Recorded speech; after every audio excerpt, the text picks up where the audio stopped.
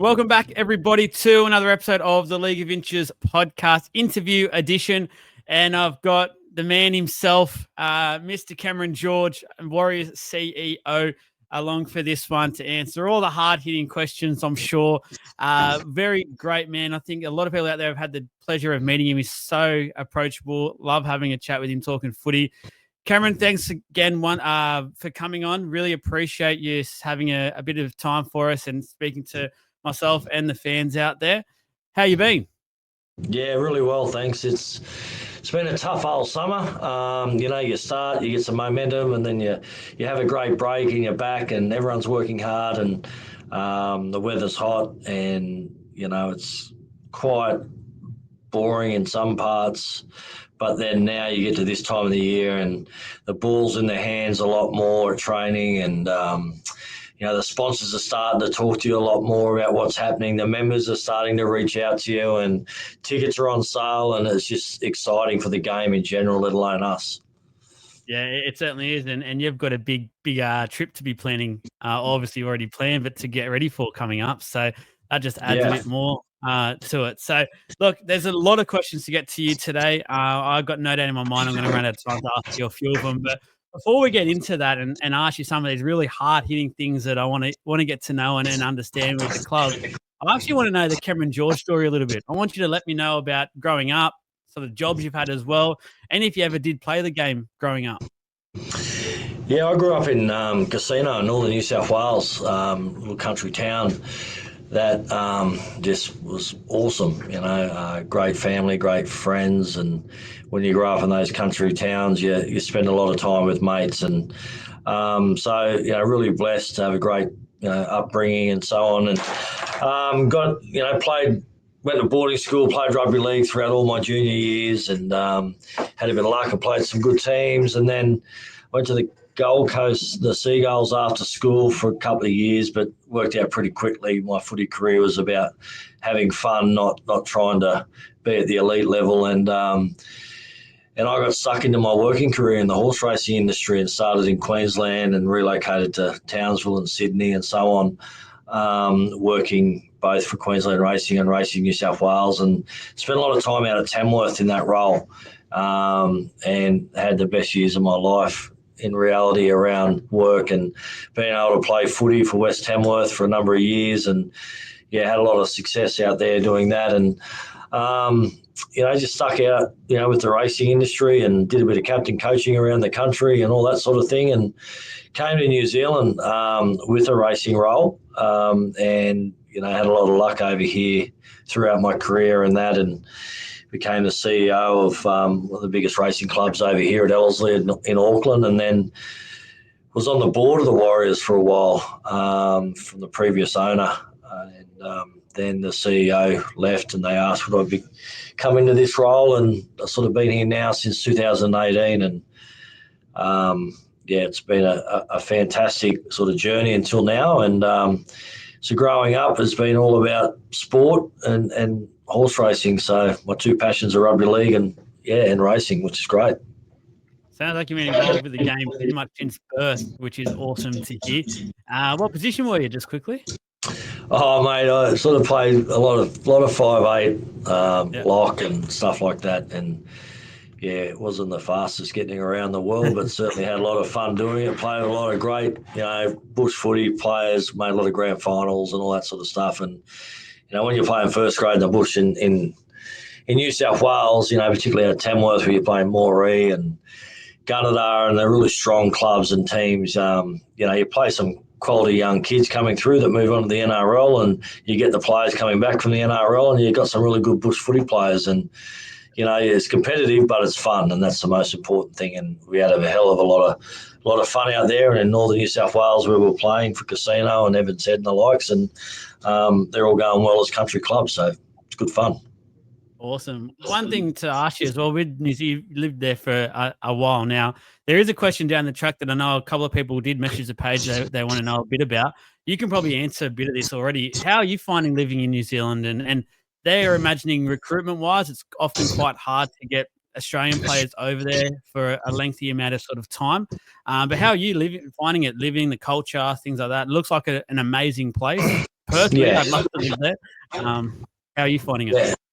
Yeah, look, I moved here, back in 2006 and didn't know a single person in New Zealand, but it was just a work opportunity. And I still live by the saying today that I think New Zealand's the land of opportunity. I think it provides young people that are hungry for career opportunities and be very ambitious with that.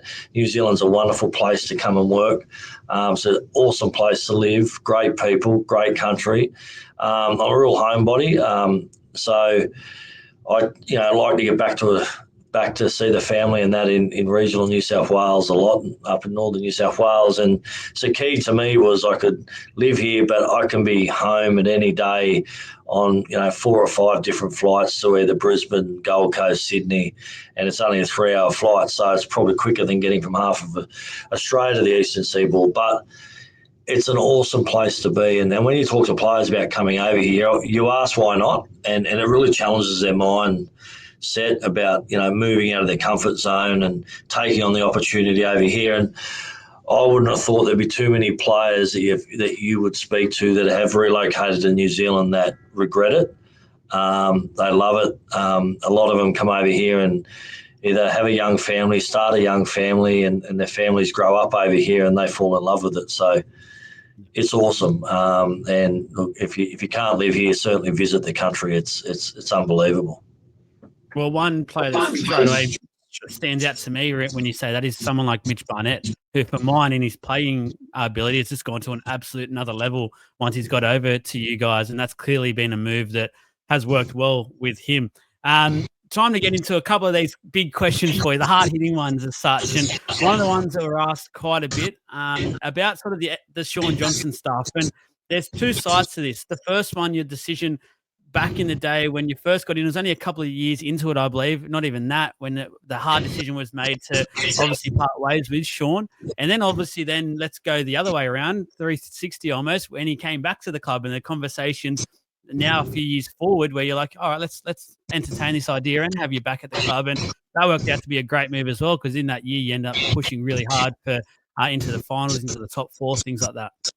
Yeah, look, going back into 2019 where Shaun left the club and went to Sydney. Look, I personally played a major part in that and most likely didn't get a lot of it right. I learned a lot out of that scenario, and both Shaun and I went through that process, and the best result out of that process was that we parted ways, and Shaun went on to the Sharks and played over there for a couple of seasons, and we progressed to where we did and so on. But in hindsight, absolutely put my hand up and think I could have done things, a little bit better for sure. But to this day, Shaun and I have no problem. We're all fine, and it was quite ironic that he did come back, which we can touch on soon. But the minute Shaun left, I felt like that. Yeah, we'd lost someone that he really meant a lot to the club, and vice versa. And I watched him closely over the years beyond that. And the opportunity came up through our owner. He caught up with him, and they had a bit of a discussion. That they know each other on a separate level from footy, and through that, Mark could see the desire for Shaun to come back, and there was an opportunity contract wise that A, he was off contract, and B, we're looking for a half, and Gus Gould was a part of that discussion as well, and I was in Redcliffe because we were stuck over there in Australia.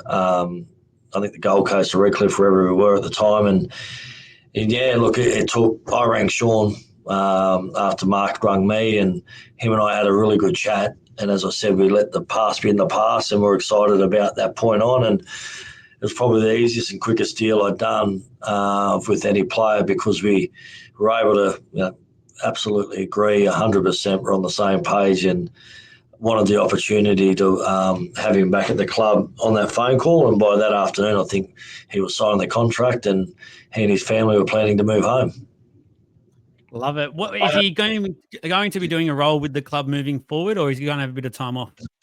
Yeah, well, we'd love him to. So a couple of things with that. One is the important part for me, as I explained to him at the end of this year, was have some time off, get away, freshen up.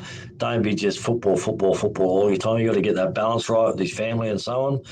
So he's done a little bit of, travel and so forth. And he was at training the other night with the young kids, doing some work there with us. He was at our season launch for the Harold Matts and SG ball teams the other night, speaking there. And so we will gradually get him closer to the club. But at the same time, I also want to ensure that, Shaun made a decision to retire, that he actually feels retired rather than being tied to the club. So give him some time away now, and we'll certainly use him where we can for sure. He's a huge part of our club's history, and no doubt will be in the future. Will he be part of the Vegas crew? He's not coming with us, but I found out yesterday he might be travelling up anyway. So, yeah, I think Shaun. He was in Vegas doing some promo stuff for us in December or November, and it's December, and I think he might be coming back up with one of our sponsors. So it'd be cool to have him up there socially. 100%. I think there'll be a lot of people there wanting photos and stuff like that with him. You mentioned a name there. I actually have a question written down for Phil Gould. Obviously spent a little bit of time with the club, not too long. I think it was about a 10-month period. I looked at it and sort of worked out. In that time frame, though, I think a lot of people out there underestimate Phil Gould and just how great his knowledge is of the game. I rate him right up there, if not the smartest man in the game, and value literally everything he says. I know he can be quite polarizing to some, but he speaks his mind, and I absolutely love that. Can you tell us a bit about what he did at the club and how he has helped either transition things moving forward to now, or is just immediate impact he had on that club? Yeah, look, Gus joined our club in 2020 and 21, I think it was. And look, at that point, we were looking for someone that could reshape our whole pathways and development program, could look at the whole footprint in New Zealand and give us a really good insight and some ideas on how, we could best achieve success, almost yearly through developing our own talent over here. And there are people like Phil Gould that have forgotten more than I'll ever know about the game of rugby league and has history in setting up pathways and so on. So when I approached him, he was, I'd never met him before, and rang him cold one day, and he was extremely, embracing of the chat and the opportunity. And we had a number of chats over a few weeks, and he just signed up and was all on board, and it was very exciting. And just his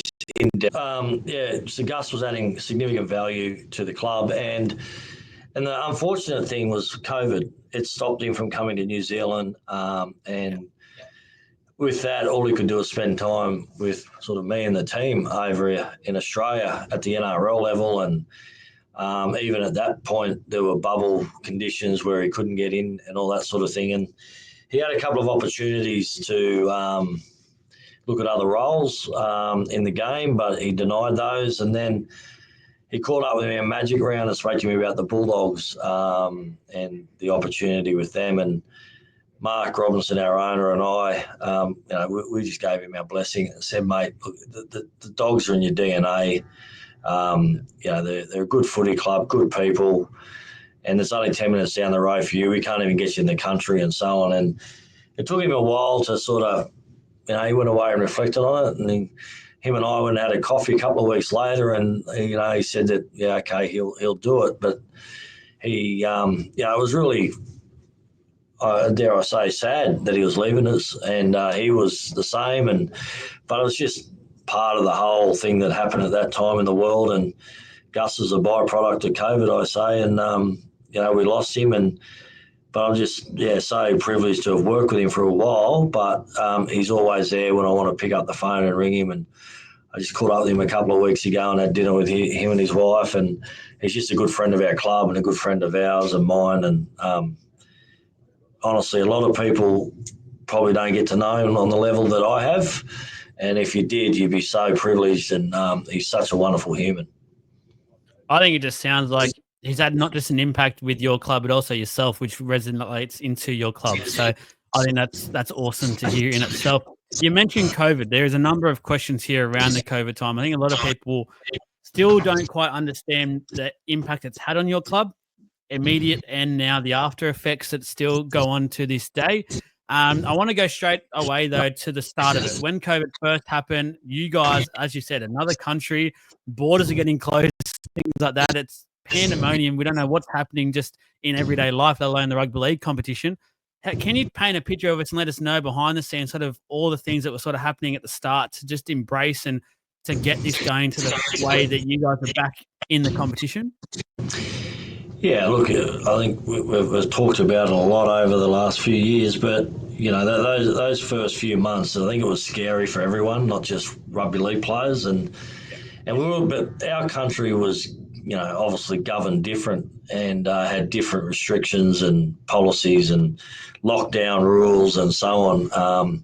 Here a lockdown was a lockdown. You literally could not leave your house, and we got stuck in Australia for a couple of weeks while the game was continuing on. Once it first broke, we had to get a few players back that were having children in that period of time. The team stayed. We had to borrow, training gear off country rugby league clubs. We had to go and buy, take the boys shopping for clothes because we're only over in Newcastle for the weekend when COVID was announced, and so it was chasing our tail for a couple of weeks, and you'll recall that the game kicked on for a week or two, and then it just became too hard for the game to continue. So we had to get everyone back into New Zealand, back into their household, and they went into a very, very strict lockdown, and that's where it became really difficult because you had no engagement other than Zoom calls and telephones, and there was a lot of people living on their own and so on, and then within a couple of weeks, the game announced that they were recommencing at the end of May, and we were so different to anyone else. A, we're in a very strict lockdown. B, we're in another country. C, we had to get international, airways permission to fly, let alone go across the ditch.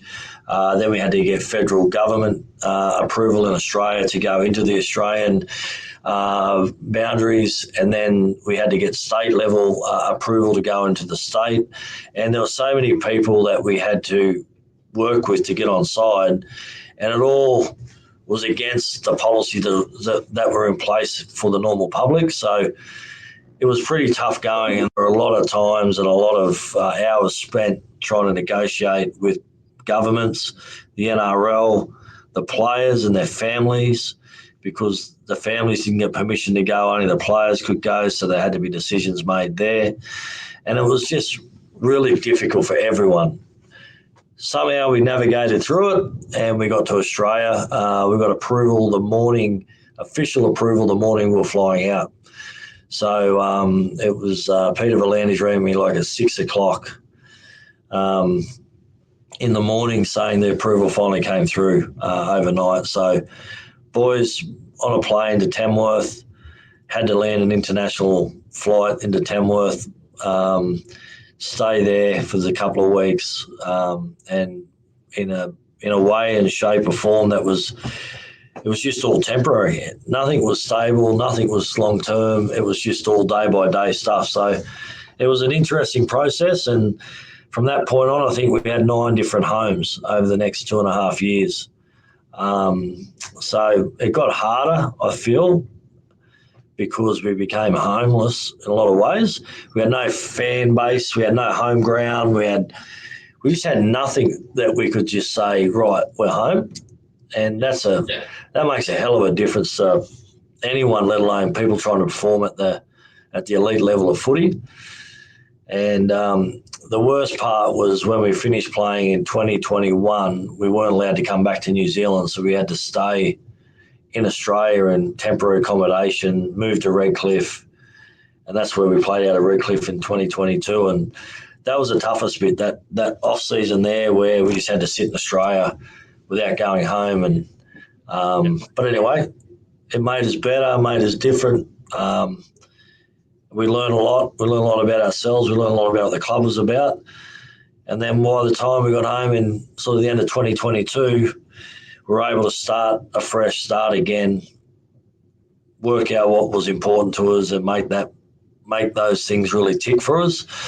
And then, we just got on with it. New coach, new players that want to be here, players that want to wear the jumper and play on our home ground. And now in 2023, you wouldn't have scripted it any better apart from going on to win another 2 games, be at the grand final. But just the fans came out in droves, the players played their hearts out, they got results, and it just reignited the whole country to fall in love with rugby league. And to be honest, we haven't looked back from that year on in terms of crowds, following for the team, the standing the Warriors brand has in the commercial space. And all of that, I feel like it's because we did all the hard work during COVID, and it's it's history now, and we've just got to win this competition, and that's all that counts. Mate, 100%. And I think the other sort of part is that things like the NRLW team was heavily impacted by COVID as well, which was very unfortunate for the club.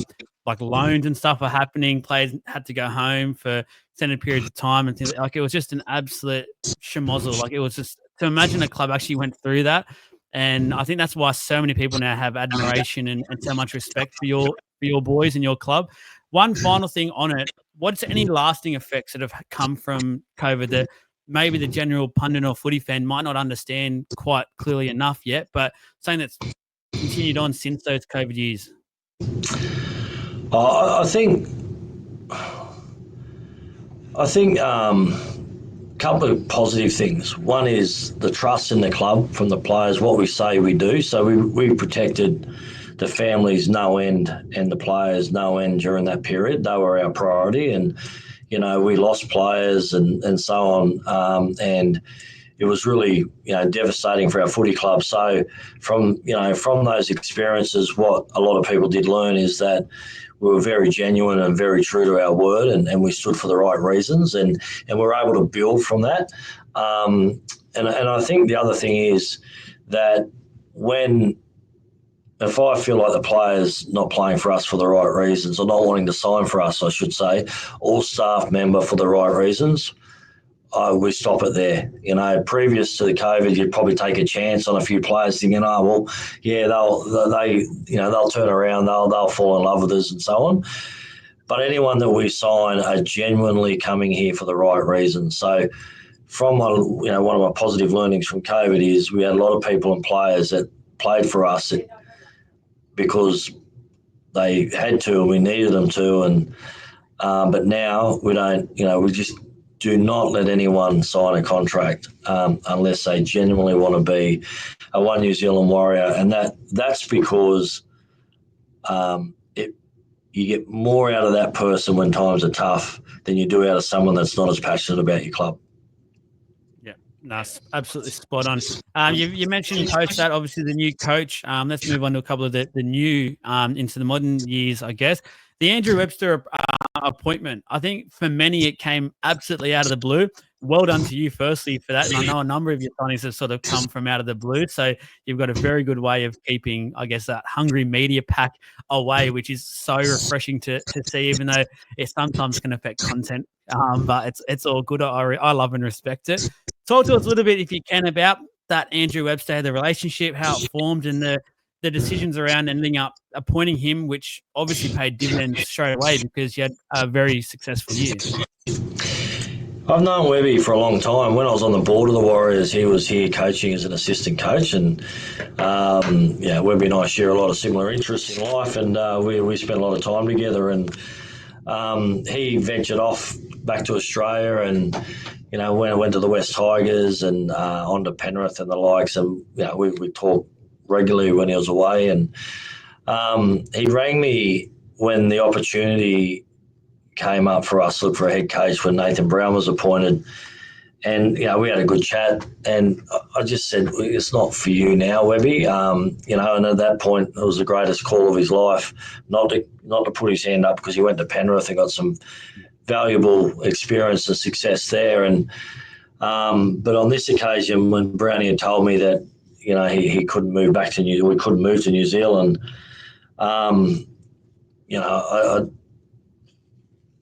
thought long and hard about who would be out there, and I went to our owner and I said, who had met Webby before, and I said, I'm really keen to sort of explore Webby and see what he's thinking now. And look, the minute I rang him and just said Brownie's effectively pulling the pin, maybe we're on the lookout for a new coach, he climbed through the phone and just wanted the opportunity and so on. And it wasn't just a fake, let's do this. He genuinely wanted to lead this club and be a coach here at the Warriors and try and get us to win our first premiership. And from that point, we caught up with Robbo, our owner, a couple of others, and just went through the process relatively quick.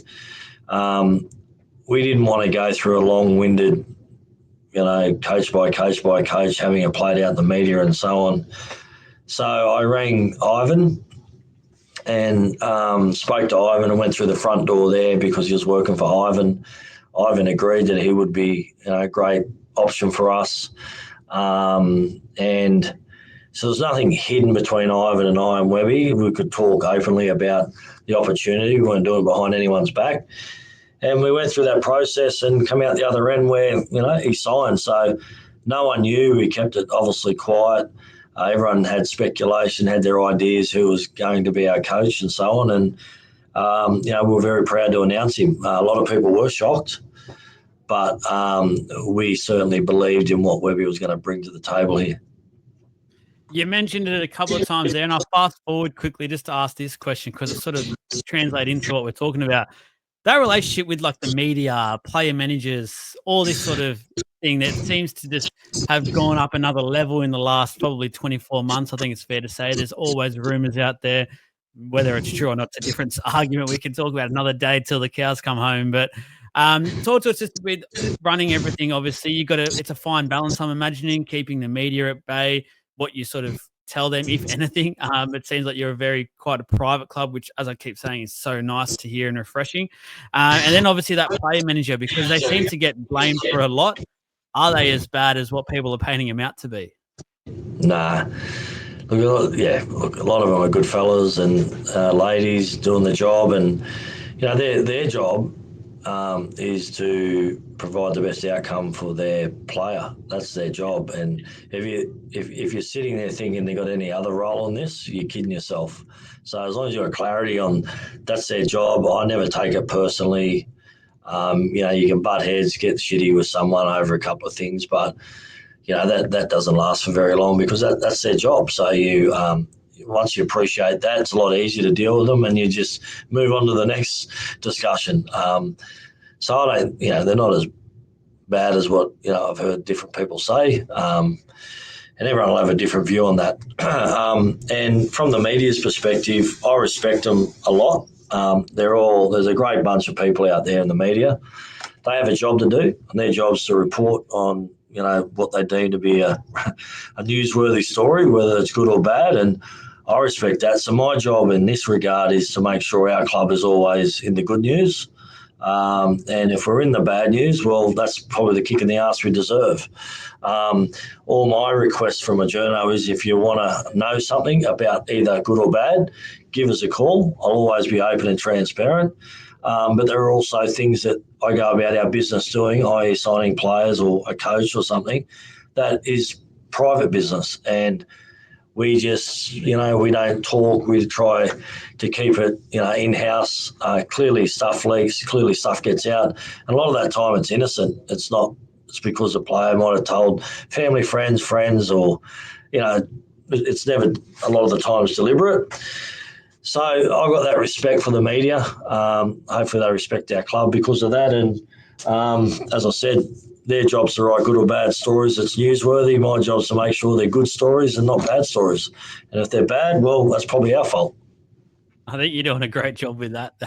So just with a couple of things for this year or the last few months, I guess, obviously you lost Aidan Fanua-Blake, AFB, a huge loss. Obviously wanted to go back to Sydney for family reasons, which you end up granting them as a club. And then obviously recently you've lost Tohi Harris as well, a huge loss when it comes to the leadership and just I guess, the definition of a warrior, you think straight away of Tohu Harris. Can you give the fans out there an update just around Tohu, how he's doing and stuff, his body? Obviously, it's been banged up for a while now, to make sure, checking in just to check he's okay. And then just the impact that those two will probably leave behind on the club. And it will then turn us into the JFAH signing, but we'll focus on those two first. Yeah, I had 2 hours with Tohu yesterday, and he's going well. Like, Tohu, I think, had enough. The injury certainly hasn't healed the way he wanted it to, and I don't think he needed a huge amount of reason not to play on. As you said, he's had a long time in the game. He's been, at the high level for a long time. He's been in the middle.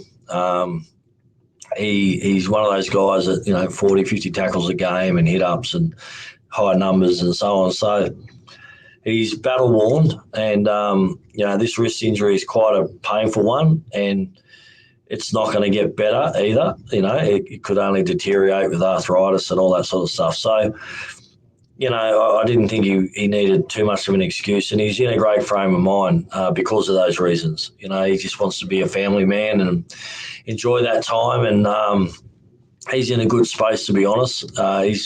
His only thing he's down on himself is the timing of it all.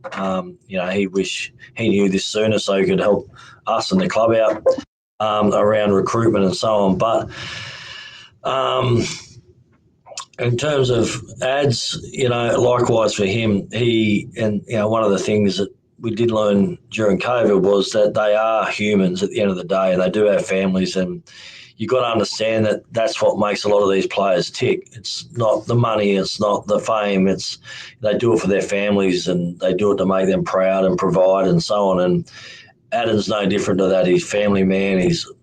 They come first, and his decision wanting to move back to Australia for compassionate grounds. That's sort of our club. We understand how important family is, being in a remote location, and so we agreed to that. And he obviously was going to leave a big hole in our club, and we knew that at the time when we didn't have a replacement for him at that point. But look, we've moved on, and he's in a happier place, and we're in a good place as well. So that's what happens. Happy players make happy teams, and happy teams get your results. So that's what we're hoping. I think it's huge credit to you and your club for how you handle those situations as well. And as you said, it's all about recruitment. The right people won't take sort of advantage of those situations, and keep treating the people the right way. You'll continue to sign the right people as well, the right players. That lends us into the James Fisher-Harris signing, obviously. And again, a signing that came from nowhere, I feel like, to many people. I remember putting the phone on and going updated to Facebook, and that popped up, and I originally thought it was a prank. I didn't think it was true. And then obviously it all came out further and further. So let us know a little bit about how that came about, and if that seemed like it was quite a quick process as well. James obviously wanting to go home by the sounds of it. And then a quick one before you go into that one. The lock position seems like it's quite open at the club. You obviously can't let us in too much there, but is there anyone that's impressing you in terms of that, or is it a thing where you actually have to go into market to look at maybe another lock forward type role? Look, just in regards to that, in terms of footy selections, training, we've got a bunch of young kids coming through, and our whole Pathways program is now set, and we've got to start to back a few of those if they're up to it at this time. And so Webby's just testing the metal there and seeing what it looks like and so on. I don't think we're out there shopping straight away. Andrew McFadden oversees all that, and he's really comfortable and happy with the kids coming through. So who that is and what that looks like, that's a Webby decision, and we'll leave that one there. But in terms of the big signing, if you like, of James Fisher-Harris, look, it certainly came from left field. It was one Sunday sitting at home getting a phone call, would you be interested? And then by, I think, Wednesday or Tuesday, I was in Sydney with the contract, meeting him at Novotel at Brighton Sands, signing it. And, look, no one had a whisper of it. And it's just something that just everyone wanted to happen. So James obviously wanted it to happen in his family, wanted it to happen. Penrith were enabling it to happen, and we're in a position to make it happen. So when it's like that, the desire of everyone is to get a job done, get the deal done really quickly. And we're able to do that. And then, I flew back on a plane that had no Wi-Fi. So it was amazing. Once I'd signed it, jumped on a plane with the contract, and by the time I landed in New Zealand, it had just exploded. And naturally, everyone thought I'd turn my phone off deliberately, but the reality was I was sitting in midair, coming the sky, coming across the Tasman. But it was a pleasure to deal with James, his family, his agent, and Penrith over that. Everyone was really appreciative of the opportunity, and Penrith and everyone deserve credit for the way they managed it as well. Just the you get a little bit of joy out of keeping things away from the media? Do you get like a little fist bump and go, "Yep, I've got a win up here"? It's not a competition, but it's really important because you've got so many stakeholders and people that deserve to know internally first, and it's tough when you read something and you haven't told your staff, or you haven't told the fellow players or coaches or sponsors and so on. And it's not a competition, but it's just a process that I think you've got to try and get right. So with the James Fisher-Harris scenario, I let the staff know 5 minutes before why he was signing the contract. It happened all that quick, but they were the first to know, and Webby simultaneously let the players know, which was really important to us, and the sponsors knew at that same time. So it's not about trying to keep things in the dark. It's about just trying to follow a professional process that allows the internal people to know that first before everyone else. And we try really hard at that, but it's not about trying to get a win over the media. I wouldn't say that. Just on Fish, just give us a bit of an update about how he has fit into the club and just his basically straight away his sudden impacts on not just the team but the organisation, like him, his aura, what his success so far in his career has been huge. I'm guessing that's pretty much rubbed off on the crew straight away. Look, he's been an amazing, person to come into the club. The players want to play with him. He wants to play with them and this club. He's fitted in really well. At training, he's training just as hard as anyone else. He's a real leader naturally, and we've got some other great leaders in this club, in that team, and they're all rubbing off on each other, and the kids, really are learning off all of them, and James included. I think the really important thing is, from our perspective internally, the expectation isn't greater than anyone else. We know what his history has done with, winning premierships and leading the Kiwis and the likes, but we just want him to come here and, put his best foot forward, and, we're not putting him up on a pedestal above anyone else. He's very, very important to us naturally, but we don't want to put added pressure on him coming here. We all wanted it to happen, and it's happened, and now it's up to him to come and play footy and lead the team around the park and do what they do.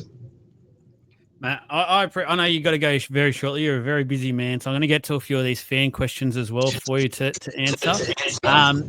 First up, we've got one from Jason Murphy. Hello, Mr. Sir Cameron George, actually. He's called you Sir Cameron George. I have been an avid Warriors fan since 95. I appreciate your work on and behind the scenes. It's muchly appreciated. Will Tohu stay involved with the club in a coaching or development or more so they can absorb his experience, basically? Yeah, Tohu will. Again, he's one that he wants to have a bit of a break.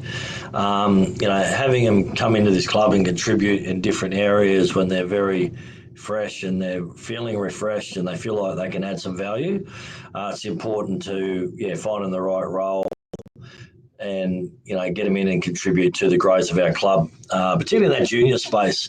He's spent many years and many tackles and so on, minutes on the field to gain the experience. So if he can if he can share that with kids that have hardly played the game yet and inspire them to be anywhere near him, that's what we want to do over time. So in general, yes, and likewise for Shaun.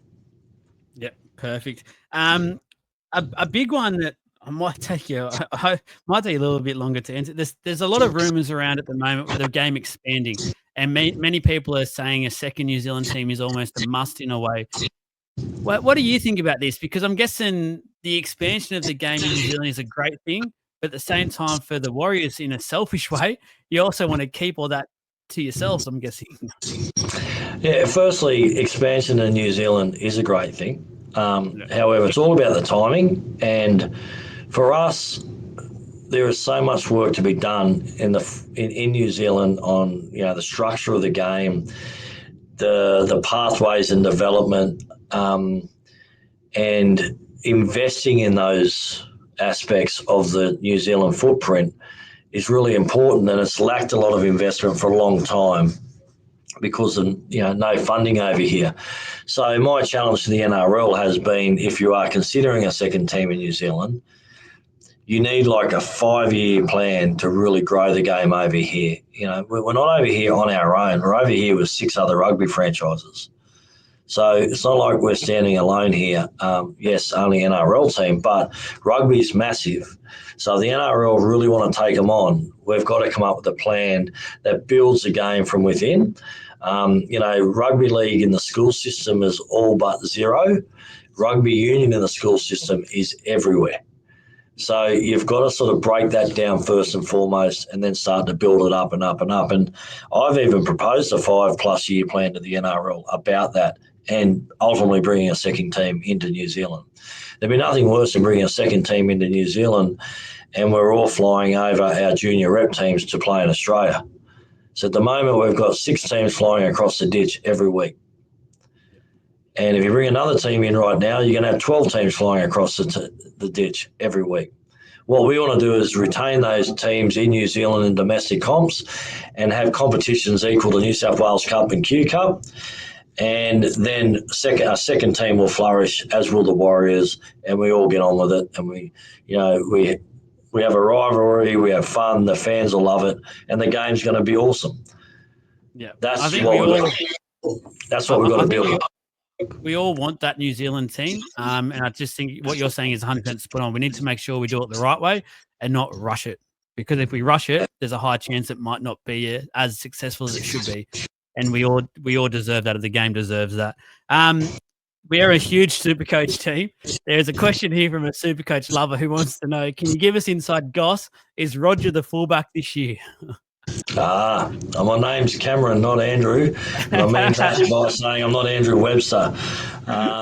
One thing I do enjoy, as much as I love footy, as much as I think I'm a coach and a player and all that sort of stuff, I'm not. I'm the CEO, and that's why I employ a head coach. So I rarely answer footy questions around that. What I will say, Roger's training the house down. So touch wood, we're going to see a great Roger Tuivasa-Sheck this year, wherever Webby wants him. Yeah, you might not want to answer this one, but I'll ask it anyway, just to be respectful to the viewer who did ask it. Kelly asked, did you make a play for Leo Thompson at all or not? No. Yeah. No, we didn't. We've got, that's no disrespect to Leo. It's just in our system, we've got James Fisher-Harris, Mitch Barnett, and plenty of other middles coming through the system around them. And, I think it's important, as I touched on earlier, that we back those kids coming through. And, we've got those great leaders at the top with these kids coming through. One final one from me. When was the last time you spoke to Dylan Brown? I've never spoken or met Dylan Brown in my life. So I haven't had any conversation with him, and I can assure you the club hasn't had any conversation with Dylan or his agents about the future. So there you go. There's a scoop for you. So there's nothing in there. Well, I was about to say, do you actually have a bit of a League Inches exclusive for us? And you basically just produced it then. So you read my notes. So thank you. Yeah, there you go. Last one from you. Do you have a message for the Warriors fans heading into the season? Obviously, we see the Up the Wars movement has gained so much momentum over the last couple of years. The blackouts that happened basically on a fortnightly basis at home, which is so good to see. The support is huge. It's bubbling. I know you say the threat of New Zealand of rugby is huge, but the game for mine is almost flourishing, and it's so good to see. Do you have any messages for the fans out there moving into a brand new season? A lot of excitement, a lot of hype. Yeah, I firstly want to say thank you and appreciate everyone's support for this club. It's one that, I think once you start supporting it, you can't get away from it. And we love that fact that we've got the most passionate supporters. And look, we won the Harold Mats last year. We've got a better SG ball team this year. It starts to build from within. We've got kids training up here in the park that, 3 years ago they weren't even at our club, and it's starting to take shape really well on the field. And importantly, off the field, the club's really strong, and that's because of the supporters and the commercial support.